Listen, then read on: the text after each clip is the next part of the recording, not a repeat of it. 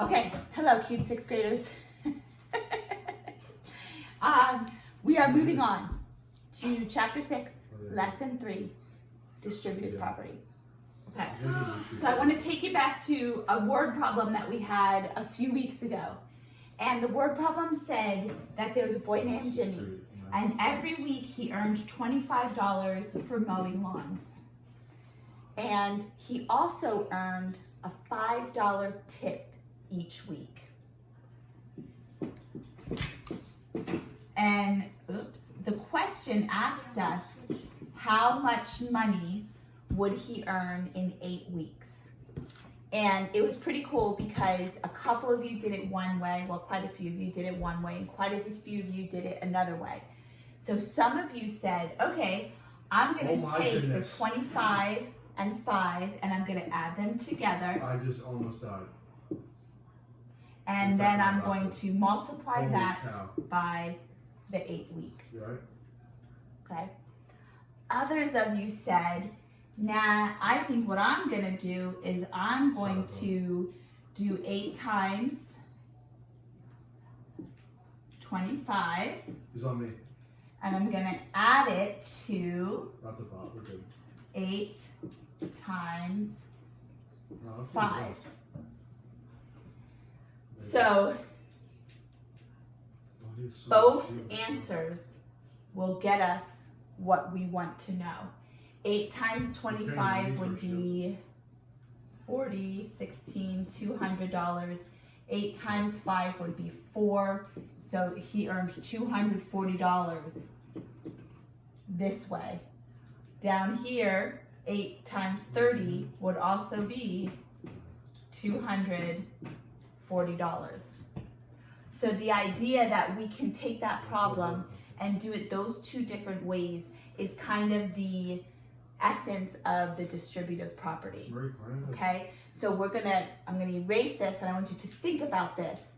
Think about how we used that 8 and multiplied it by the sum of 25 and 5. Okay, so think about that, hold that thought.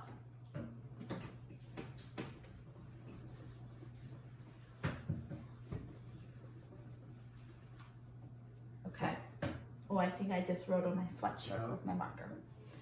All right, so let's look at the problem.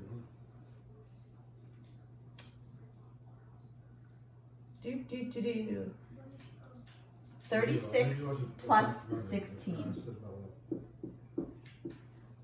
Okay, 36 plus 16, we know that's easy. That equals 46. Yeah. But what the distributive property tells us is we can actually pull out a common factor from the 36 and the 16 and then use that to write this problem a different way. Okay, so stay with me. Don't check out on me. Come back to me and stay with me. So factors of 36. Camera person, can you see this? We've got 1, 2, 3, 4, 6, 9, 12, 18, and 36. Factors of 16, 1, 2, 4, 8, and 16. So if I'm looking for a common factor, my greatest common factor is 4. So I can take 36 and I can write 36 as 4 times 9. So I got my greatest common factor, and I said I'm going to use that greatest common factor as a factor of 36 and mark it with my pair right there. So 4 times 9 is 36. And I'm going to add that to 16, but I'm going to rewrite 16 as 4 times 4. So now go back to our problem with Jimmy, and it's the same thing. Remember when we said 8 times 25, and we can add it to 8 times 5? And then what we did was we wrote that as you also said we could do I did it, yeah, I 8 think so. times 30. Remember that? We said 8 times 25 plus 8 times 5. We could also have written it as 8 times 30. It's the same idea here. So we're making $9 for 4 weeks and $4 for 4 weeks. How much money did we make? We can either figure it out like this, or we can add the 9 and the 14 to 4 together and multiply that times 4. And we get the same answer. So let me rewind and show that to you again. Do you see how I have a 4 as a factor here and a 4 as a factor here? So I'm going to take that 4 and keep it as a factor. And I'm going to multiply it by 9 plus 4, which was 13. Just like I did over here. I had the 8 times 25 plus the 8 times 5. I took my 8 as a factor, Knocked one? bring it out, and multiply it by the sum of 25 plus 5, which was 30. Okay? So I can say this is going to be 4, there's my factor, times the sum of 9 and 4. Honestly, I did everything in the water. And that, my friends, is the distributive property. Right. So all I'm doing is rewriting this 36 plus 16. Did I say that was 46? I'm not quite sure what I was thinking. That's 52. My camera person's giving me the... I can't believe none of you told me that. Here, big card here. Oh, you should have an oops card. You need an oops card. Oops. So 36 plus 16 is 52, of course. If I would do this problem and do 4 times 13, that would also give me 52. So I'm rewriting the same problem and making it look different. Something like this is going to be really, there's the oops. Wah, wah. Something like this is going to be really important later on in algebra. So we need to be able to understand the distributive property. So in the distributive property, we're looking for the greatest common factor. We're going to rewrite each of these numbers with the greatest common factor times its factor pair to equal each addend. And then we can pull out that greatest common factor, because it's common, and multiply it by the sum of the other 2 factors. Okay? So now we're going to do a couple in the workbook to kind of aid us a little bit. So get your workbook, page 97. If you don't have it with you, pause the video quick, and I'll erase while you're getting it. Okay. So I'm on page 97, and I'm doing problem number 1. And the problem is 12 plus 30. So we need to look at 12 and 30 and find a common factor, the greatest common factor. As you do these more and more, I'm hoping that you're going to get better and better at them, and you don't always have to write the factors out. I can look at this automatically. I know that 3 goes into 30. I also know it goes into 12. I can go through the factors of 12 in my head. 4 is not a factor of 30. And then there's 2 and 6. 2 is a factor of 30, but 3 is greater. And then there's 1 and 12, and 12 is not a factor of 30. So the only factor of 12 that works with both numbers is 2 and 3. 3 is the greatest, okay? If you've got to write that out for a while, write it out. I can come up here and I can write 1, 2, 3, 4, 6, and 12. And I can come over here and write 1, 2, 3, From where? 5, 6. Oh, I'm gonna come back at you on that one. 6 and 10, 15, and 30. The book tricked me because it used 3. 6 is also a common factor and it would be the greatest. So I'm gonna come back at you on that one. So let's use 3 like the book does. So the book uses 3 and it calls this 3 times the, let me go backwards a second. This would be 3 times 4. This would be 3 times 10. And then your book gives it to you like this. 3 times blank plus blank. And you have to fill in those blanks. Well, 3 times, I've pulled out my common factor here, 3, and multiplying it by the sum of 4 and 10. So that should be your answer. Now, watch what happens. Look at 4 and 10. 4 and 10 still have a common factor. So we didn't use the distributive property as well as we could have. If we would have used 6 as our factor, then this would look like this. 6 times 2 plus 5. So I have the common factor 6 times 2 plus 5. I got the 2 because 6 times 2 equals 12. 6 times 5 equals 30. So those are the 2 other factors for 6 to make 12 and 30. So 6 times 7 would be 42. Okay, so that was number 1 on the paper. Let's do number 2. Yeah, me too.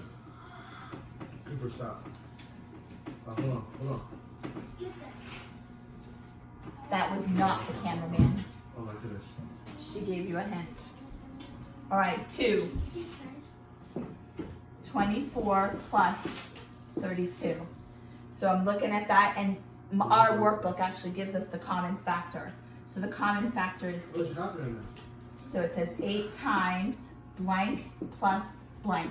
So you have to figure out what those other factors are that make up 24 and 32. So 8, so look at the 24. What times 8 equals 24? That would be 3. And then look at the 32. What times 8 equals 32? That would be 4. Okay, so those would be the 2 factors that you put into the parentheses to add together to make your distributive property work. Remember, there's a step in the middle where I can write this as 8 times 3 and this as 8 times 4. And then I, like, the distributive property, it reminds me of pulling the 8 out. So I'm going to pull that 8 out, bring it here, and then multiply Let's go! it. Let's go, Chris! Let's go, bro! That was Nathan. He's playing Fortnite with his friend from college. They're working hard. They're not working Let's go, Chris. Let's go. All right, so there's your 3 plus 4. Okay, so that you can do that step in there if it helps you out.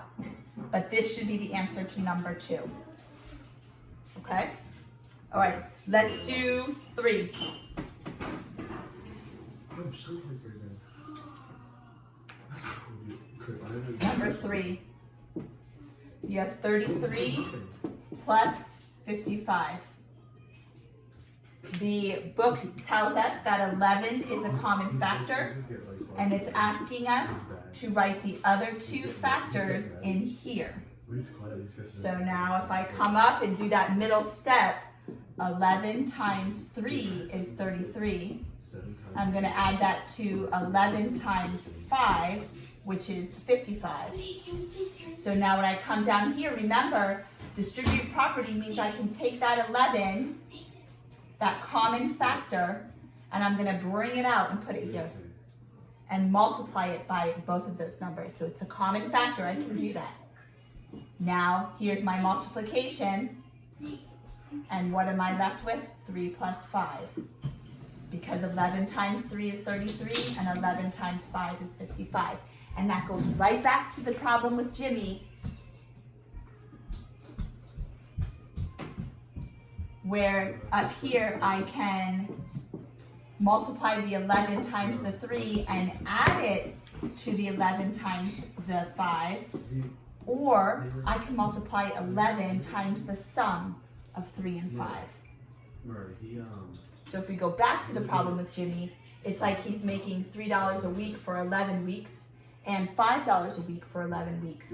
I can either add the 3 and the 5 together first and multiply it by the 11 weeks, or I can do 11 times 3 and add it to the 11 times 5. So if you think of it that way, it's kind of helpful. Okay? Numbers 4 through 9 are set up a little bit differently in the book. I'm going to do number 4 for you, and then I'm going to let you go off on your own. So number 4, you have to come up with the common factor. So we've got 38 plus 12. So I'm looking for a common factor between 38 and 12. Some of you are going to be able to see that right away. Others of you are going to need to write your factors. If you need to write your factors, please do it. Please don't guess. Write your factors out, and the more you write them out, the better you're going to get at figuring out what the factors are. So 38 would be 1, 2, 3 is not a factor, 4 is not a factor, 5 is not, 6 is not, 7, 8. So we go right into 19, I think. Camera person, am I right? I am. I am right. 1, 2, 3, 4, 6, 12. So here's a perfect example that the bigger the number doesn't mean the more the factors. So here are my factors. So the greatest common factor between these two numbers is actually 2. So I'm going to write 38 as 2 times 19. And I'm going to add it to 12, which I can rewrite as 2 times 6. Remember, this has got to be a common factor. So 2 and 2, those are my common factors.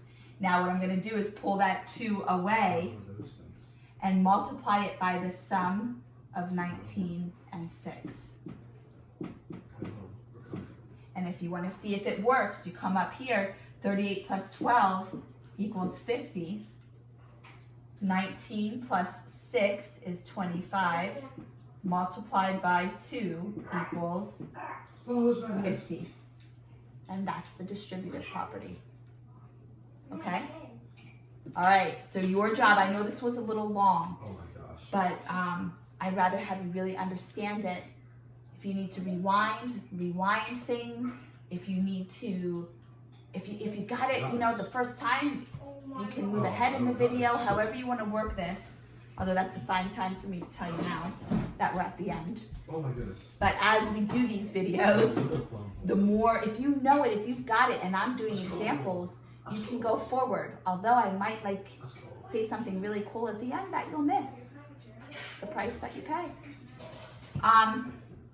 Questions? Email me. Try to do numbers 5 to 9 on page 97, and then work on page 98 on your own. I will also put the pictures of the answer key for this one up on Rediker and on your email, and then you can check them out, okay? If you have any questions on your daily reviews, you have any questions on this stuff, email me, okay? All right, good stuff. I miss you. Go get them. Work hard. Do your work well and neatly. Headings in your copybook. And I'll check you later. Okay, bye. This is nasty. Oh, do you want it revealed now? Icing everywhere. All right, come here. Our cameraman is not this lady right here. Bend down. Lots of you guessed her. She is not my cameraman. She does not have the patience for this. She would have left hours ago. But she is going to edit my videos. Okay, go. Come here, you in the green shirt. Run to me. My cameraman is not this guy. This guy, the camera would have been moving all sorts of ways as he ran around the house. Not this guy. You heard Nate in the background playing Fortnite. It is not Nathan. So, ladies and gentlemen, my camera person I marked it. is Sammy Hatzfeld.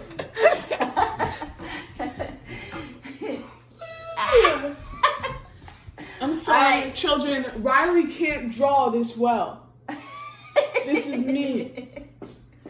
All right, go do great things, my cute people. I'll talk to you later. Wait. Hi, Caitlin. Bye, everybody. Okay, pause. Bye. Press stop.